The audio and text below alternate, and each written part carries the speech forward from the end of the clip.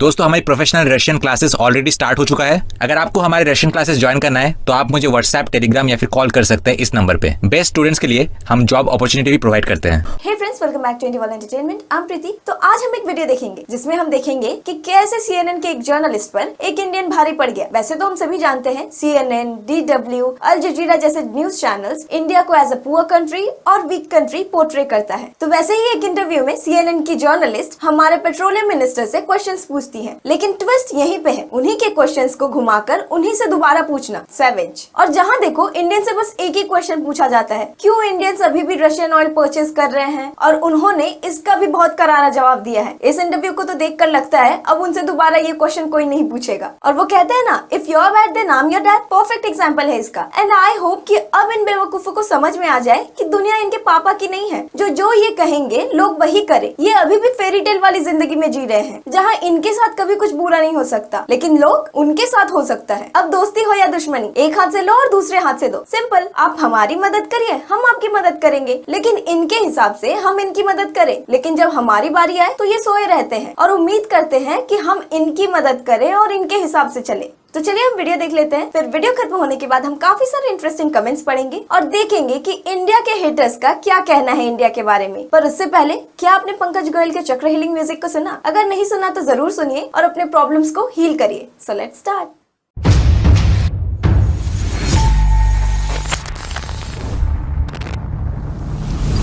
मैं हरदीप सिंह पुरी जी के साथ जुड़ी हुई हूँ, जो इंडिया के पेट्रोलियम और नेचुरल गैस मिनिस्टर हैं। शो में आपका वेलकम है। भारत को रशियन ऑयल के डिस्काउंट रेट से फायदा हो रहा है। From discounted rates of Russian oil country को इतना कुछ खरीदना जारी रखने में कोई प्रॉब्लम है? by so much. ये देखते हुए नरेंद्र मोदी जी ने निश्चित रूप से अटैक्स पर चिंता जताया, ये कहते हुए कि ये वॉर का समय नहीं है, ये शांति के रास्ते पर चलने का समय है। Of peace. सबसे पहले मुझे आपके व्यू को करेक्ट करने दीजिए। Correct your perspective. हमने 2022 के फाइनेंशियल ईयर को खत्म किया है, Two, जो 31 मार्च 2022 को है। रशियन ऑयल की खरीद 2% नहीं थी, ये 0.2% थी। number one. और दूसरी बात ये है कि हम अभी भी एक क्वार्टर में खरीदते हैं, जो यूरोप एक दिन में खरीदता है। Quarter what Europe buys in one afternoon. तो इस बारे में क्लियर हो जाते हैं प्रोस्पेक्ट क्या है कि हम कहां से खरीदेंगे। रशिया इंडिया के लिए दुनिया का सबसे बड़ा ऑयल सप्लायर नहीं है। रशिया ने सिर्फ 0.2% सप्लाई किया है। अब ये टॉप 4 या 5 सप्लायर्स में से एक है, और वास्तव में पिछले महीने सबसे बड़ा सप्लायर इराक था। इसीलिए कहीं भी कोई मिसअंडरस्टैंडिंग नहीं है।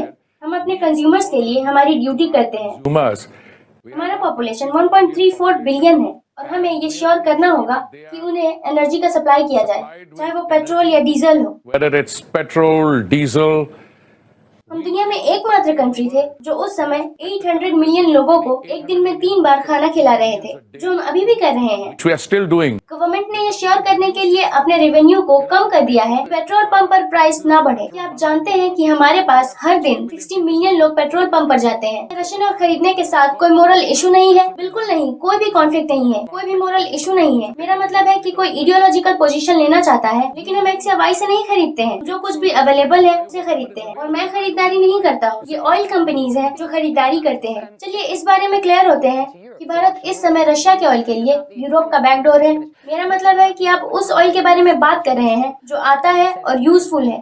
और आपने कहा कि 1.4 बिलियन लोगों को एनर्जी प्रोवाइड करने के लिए इसके साथ कोई मोरल इशू नहीं है, लेकिन पूरी तरह से क्लियर करते हैं कि रशियन ऑयल का इंपोर्ट किया जाता है, इसे रिफाइन किया जाता है और फिर इसे यूरोप में एक्सपोर्ट किया जाता है। ये कुछ प्राइवेट सेक्टर की कंपनीज द्वारा किया गया था, न कि ओएमसी द्वारा, जो रशियन ऑयल खरीदते हैं जहाँ इसे रिफाइन किया जाता है। कौन रशियन ऑयल खरीदता है, कहाँ ये रिफाइन किया जाता है, आपको पता करना होगा कि ये कहाँ से होता है। इस बारे में कोई सवाल नहीं है, हमारा इससे कोई लेना देना नहीं है। सबसे पहली बात की गवर्नमेंट खरीदारी नहीं करती है। मुझे साफ साफ आपको ये बताने दीजिए कि ऑयल ट्रेड इकोनॉमिक एंटिटीज द्वारा किया जाता है। आज मैं गुयाना के मिनिस्टर से मिला और उनका प्रोडक्शन आया है और हम वहाँ से खरीदेंगे। हम कनाडा से खरीद रहे हैं। क्या आपको कुछ पता है कि मैंने पिछले साल यूएस से 20 बिलियन डॉलर्स तक की खरीद की, जो कि ओपेक से जितना मैं खरीदता हूँ उसका लगभग आधा है। हम ऑयल और गैस खरीदेंगे जहाँ से भी हमें ये मिल सकता है। क्या होगा अगर EU या यूएस भारत से विशेष रूप से रशियन ऑयल खरीद को रोकने के लिए कहे? सबसे पहली बात की मैं आपको कहूँगा कि आपको ये सवाल EU या यूनाइटेड स्टेट को एड्रेस करना चाहिए। करेंगे। मैं आपको ये कह रहा हूँ क्योंकि अगर भारत ने नहीं खरीदा या किसी और ने रशियन ऑयल नहीं खरीदा और रशियन ऑयल मार्केट से बाहर चला गया तो इंटरनेशनल प्राइस का क्या होगा? ये लोग फिर वहीं किसी के सप्लाई में कटौती करेंगे। हमारे पास इसे खरीदने वाले ज्यादा लोग हैं। प्राइसेस $200 तक जाएंगे। मिनिस्टर, मैं पूरे रिस्पेक्ट के साथ आपसे एक सिंपल सवाल कर रही हूँ, क्या होगा अगर EU या US भारत से रशियन ऑयल की खरीद पर रोक लगाने को कहे? मैं हाइपोथेटिकल क्वेश्चंस को एड्रेस नहीं करता हूँ। अगर EU कुछ कहना चाहता है तो वो हमसे बात करेंगे, हम जांच करेंगे क्या ऑफर्स है। अब हमारे पास एक ऐसी सिचुएशन है जहाँ हंगेरियन ऑयल एक पाइपलाइन के माध्यम से आ सकता है और ये सो कॉल्ड प्राइस कैप से फ्री है। इसके माध्यम से चाइनीज ऑयल जाता है और रशियन ऑयल पाइपलाइन के जरिए चाइना जाता है। ये फ्री है, जापान इसे खरीद सकता है। इसीलिए मैं ये पता लगाना चाहता हूँ कि प्राइस कैप किसके ऊपर टारगेटेड है और हम उस पर अच्छी तरह से बात करें, क्योंकि भारत के पास बैकअप प्लान है। तो क्या वेस्ट को ऑयल के सैंक्शंस को करना चाहिए? सबसे पहली बात कि हमारे पास कई सारे बैकअप प्लान्स हैं और मैं उस तरीके से इसे नहीं देखता हूँ जिस तरीके से आप इसे देखती हैं। हमारा वेस्ट यूनाइटेड स्टेट्स और यूरोपियंस के साथ काफी अच्छा डिस्कशन चल रहा है और मुझे लगता है कि ये कुछ ऐसा है जिसे आप टीवी स्टूडियो में बना रहे हैं। TV studio. नहीं, ये फैक्ट नहीं है। आपको पता है कि नैरेटिव्स क्या है। मैं बस पूछ रही हूँ। मैं अभी अभी यूनाइटेड स्टेट्स से लौटा हूँ। क्या आप जानते हैं कि मेरे साथ मेरे बैलेट डिस्कशन में क्या हुआ था? नहीं, मुझे बताने की जरूरत नहीं है। ये एक प्रिविलेज्ड कन्वर्सेशन है, इसीलिए मुझे नहीं लगता। और मैंने ये रिकॉर्ड्स में भी कहा है, न सिर्फ आपको अभी ही बल्कि पहले भी कहा है, हम कोई प्रेशर फील नहीं करते हैं। मोदी जी की गवर्नमेंट कोई प्रेशर फील नहीं करती है। हम दुनिया की फिफ्थ सबसे बड़ी इकोनॉमी है। हम एकमात्र ऐसी कंट्री है जहां हम ट्रांजिशन कर रहे हैं। जब आप ऑयल के प्राइसेस बढ़ा रहे हैं, Increases in oil prices. उनके रिजल्ट्स हैं और उन रिजल्ट्स में से एक इन्फ्लेशन और रिटर्न्स होंगे। लेकिन रिजल्ट्स में से एक ये भी है कि हम ग्रीन एनर्जी में ट्रांजिशन को उतनी ही तेजी से करेंगे। मैं इसके बारे में बात करना चाहती हूँ, लेकिन इससे पहले कि मैं बात करूँ, मुझे ये पूछने दीजिए कि क्या भारत रशियन सीबॉर्न ऑयल की कीमतों को कम करने के लिए G7 अटेम्प्ट्स में सपोर्ट करेगा? पहली बात ये है कि मैं सरप्राइज्ड हूँ कि आप ऐसी बातों पर फोकस्ड हैं जिसे पूरी तरह से लिखा भी नहीं गया है। दूसरी बात ये है कि भारत इसकी जांच करेगा और भारत अपने सुप्रीम नेशनल इंटरेस्ट के अनुसार जवाब देगा। और मैं आपको बता रहा हूँ कि हम सोचेंगे और हम सभी के साथ इस पर बात करेंगे। और मुझे आपके पास यहाँ वापस आकर और हमारे रिस्पॉन्सेस के बारे में बताकर काफी खुशी होगी। ओके, मैं आपका उस बात पर सपोर्ट करूंगी अगर मैं सबसे बड़े रिस्पेक्ट का जवाब दे सकती हूँ तो चलिए पहले डॉक्टर सुल्तान के आज के कमेंट्स पर वापस आते हैं, जो यहाँ के नेशनल ऑयल कंपनी के हेड हैं। उनका कहना है कि क्लाइमेट पर स्पेशल डिप्लोमेट है। on climate. और मैंने इस शो के इस पार्ट की शुरुआत इस फैक्ट पर बात करके किया कि ये एक कंट्री है जिसने अपनी इकोनॉमिक ग्रोथ की स्टोरी में एनर्जी डाइवर्सिफिकेशन को शामिल किया है, जो ओरिजिनली ऑयल और गैस के प्रॉफिट पर निर्भर है। Story originally reliant on oil and gas profits. और निश्चित रूप से आप जानते हैं कि ये ऑयल या गैस की कीमतों के लिए अच्छा समय है, लेकिन एनर्जी डाइवर्सिफिकेशन की स्टोरी आगे बढ़ रही है। Diversification going forward. आइए सुनते हैं कि डॉक्टर सुल्तान ने आज की मीटिंग में और क्या कहा है। Say today at the meeting that you're at. दुनिया को हर चीज की जरूरत है और इसका सोल्यूशन ये है कि इसे ये मिल सकता है। ये ऑयल या गैस या सोलर या विंड या न्यूक्लियर या हाइड्रोजन नहीं है। solar or wind or nuclear or hydrogen. ये ऑयल और गैस और सोलर और विंड और न्यूक्लियर और हाइड्रोजन है Wind and nuclear and hydrogen. और लगभग ये सभी है। ये डॉक्टर सुल्तान थे जो आज के कॉन्फ्रेंस में बात कर रहे थे, जिसमें आप भी थे। और मैं जानती हूँ कि भारत और UAE के बीच बड़ी मात्रा में बायलैटरल ट्रेड होता है I mean, a huge amount of bilateral trade between India and the UAE. और ये वास्तव में बढ़ती कहानी है। क्या आप इससे सहमत हैं जो भी सुल्तान ने वहाँ कहा है? और आप अपने नजरिए से एनर्जी डाइवर्सिफिकेशन, सोलर, विंड और रिन्यूएबल्स के यूज के मौके के रूप में क्या देखते हैं? Of solar, wind, renewables going forward. आपका क्लैरिफिकेशन क्या है? मुझे लगता है कि शायद कुछ लोग इस फैक्ट से अनजान नहीं हैं। उन्होंने जो कहा है वो वही है जो हम प्रैक्टिस कर रहे हैं। वो ऐसा कुछ भी नहीं कह रहे हैं जिससे मैं सहमत नहीं हो सकता हूँ। उनका कहना है कि ट्रांजिशन न सिर्फ फॉसिल फ्यूल के लगातार यूज से आएगा, बल्कि सोलर से, विंड से, एक्स से, वाई से, जेट से और लगभग सभी से आएगा। मुझे आपको बताने दीजिए कि हमने क्या क्या किया है। हम दुनिया में एकमात्र कंट्री है जिसने ये दिखाया है कि हम सोलर एनर्जी के प्राइसेस को कम कर सकते हैं। हमने इसे 25 सेंट से घटाकर 3 सेंट कर दिया है। अब अगर आपको ग्रीन हाइड्रोजन बनाना है तो आपको क्या चाहिए? आपको सस्ती बिजली की जरूरत है और आपको इलेक्ट्रोलाइजर की जरूरत है, और हमें ये दोनों ही मिल रहे हैं। हम दुनिया में सबसे एम्बिशियस और कॉम्प्रिहेंसिव ग्रीन हाइड्रोजन प्लांट्स में से एक है। बायोफॉसल्स में हम 2014 में 1.4% ब्लेंडिंग से अब 10% हो गए हैं। हमारा 2030 तक 20% बायोफ्यूल ब्लेंडिंग का टारगेट था। हम इसे 24 से प्राइसेस तक ले आए।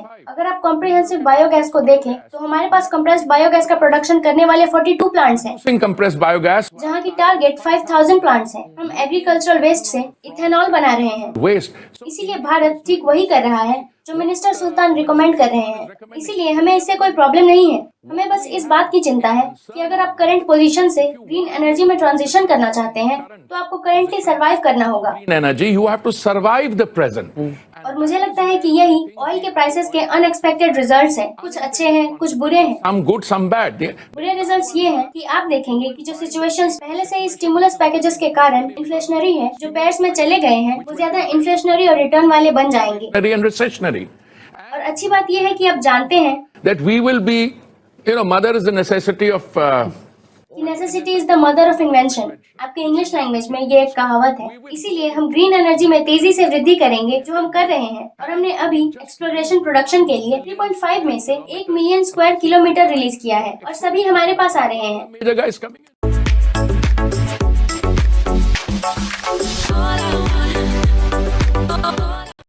पहला कमेंट है ऑर्बिट फ्लो। इन्होंने लिखा है कोई भी सेंसिबल कंट्री अपने इंटरेस्ट को देखेगी पहले, ना कि दूसरी सुपर पावर क्या कह रहे हैं वो देखेगी। फिर बटरफ्लाई प्रिंसेस ने लिखा है the man has no manners. वो जानते हैं कि जैसे रशिया से इंडिया ऑयल खरीद रहा है वो गलत है। Shameless man, shameless Indian government. फिर वेंस गरिस्टो ने लिखा है ये जानकर अच्छा लगा कि दुनिया की सबसे बड़ी डेमोक्रेसी रशिया की मदद कर रही है, दूसरी डेमोक्रेसी यूक्रेन को डिस्ट्रॉय करने के लिए। जाओ जाके रशिया से जुड़ जाओ और देखो वो कैसे फ्रेंड है। वो मीठी मीठी बातें करके लोगों को फंसाते हैं, लेकिन इंडिया गलत साइड में है। जी बहुत बहुत धन्यवाद आपका। अगर आज इन्होंने हमारी आंखें नहीं खोली होती तो शायद हम रशिया से दोस्ती ही नहीं करते। वैसे रशिया उन फेक फ्रेंड से तो लाख अच्छे हैं जो दोस्ती के नाम पर बस दिखावा करते हैं। अगला कमेंट है हयाना हमीद। इन्होंने लिखा है मैं इंडियन नहीं हूँ, लेकिन इस व्यक्ति को मैं सलाम करता हूँ जो इन जर्नलिस्ट को करारा जवाब दे रहे हैं। मुझे समझ नहीं आता यूरोपियन यूनियन और यूएस क्यों ऐसा सोचते हैं कि लोग उनके हिसाब से काम करें जैसा वो कहें। एशिया और मिडिल ईस्ट में भी काफी कॉन्फ्लिक्ट्स हुए थे, तब तो आपने कभी हेल्प नहीं की, और रशिया यूक्रेन वॉर में हेल्प तो आप भी कर रहे हैं। नेक्स्ट कमेंट है जेफ। इन्होंने लिखा है वो स्मार्ट दिखती है लेकिन बेवकूफ है।